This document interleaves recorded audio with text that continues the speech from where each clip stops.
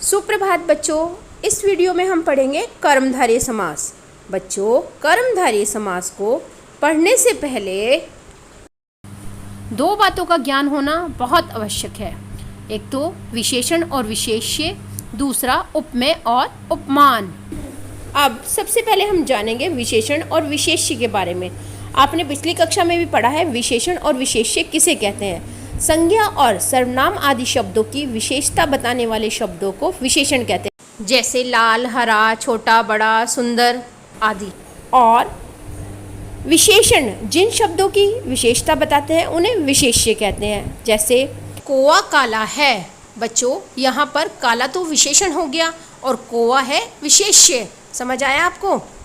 इसी प्रकार बच्चों उपमेय और उपमान भी होते हैं। उपमेय और उपमान में तुलना की जाती है। जिस वस्तु की तुलना की जाती है उसे उपमेय बोलते हैं और जिससे तुलना की जाती है उसे उपमान बोलते हैं। जैसे देखिए उदाहरण, कमल नयन अर्थात कमल के समान नयन।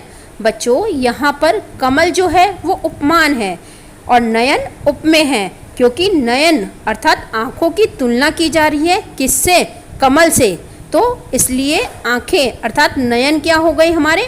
उपमेय, और कमल से तुलना करी जा रही है तो इसलिए कमल क्या हो गया? उपमान। समझ आया बच्चों? अब हम पढ़ेंगे कर्मधारय समास। जिस समास के दोनों पदों में उपमेय उपमान या विशेषण विशेष्य का संबंध होता है वहाँ कर्मधारय समास होता है। अर्थात एक पद उपमेय होता है और दूसरा पद उपमान होता है, या फिर एक पद विशेषण और दूसरा पद विशेष्य होता है, तो वहाँ पर कर्मधारय समास होता है।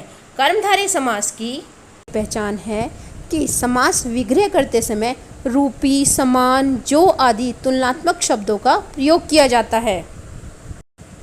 जैसे चंद्रमुख अर्थात चंद्र के समान मुख। बच्चों, यहाँ पर चंद्र हमारा उपमान है और मुख हमारा उपमेय है, क्योंकि मुख की तुलना किससे करी गई है? चंद्रमा से।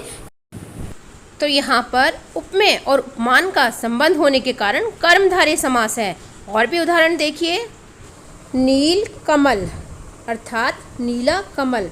बच्चों, यहाँ पर नील तो विशेषण है और कमल विशेष्य है।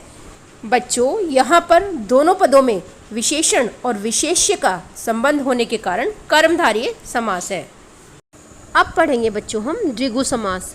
बच्चों, जिस समास का पूर्व पद अर्थात पहला पद संख्यावाचक विशेषण हो वह द्विगु समास कहलाता है। और बच्चों, इससे पूरे समूह या समाहार का ज्ञान होता है। देखिए उदाहरण के माध्यम से समझते हैं। त्रिलोक अर्थात तीनों लोकों का समाहार। बच्चों, यहाँ देखिए प्रथम पद है त्रि और उत्तर पद है लोक। त्रि का अर्थ होता है तीन और लोक का लोक अर्थात तीन लोकों का समाहार।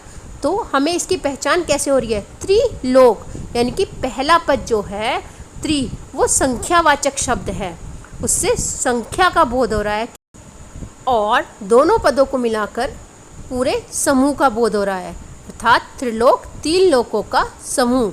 तो बच्चों, द्विगु समास की पहचान यही है कि इसका पहला पद संख्यावाचक होता है, पहले पद से किसी न किसी संख्या का बोध होता है। और भी उदाहरण देखिए, चौराहा।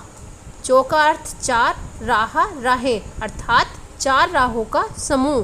पंचवटी, पंच का अर्थ पांच, वटों का यानी कि वृक्षों का समूह अर्थात पांच वटों का समूह।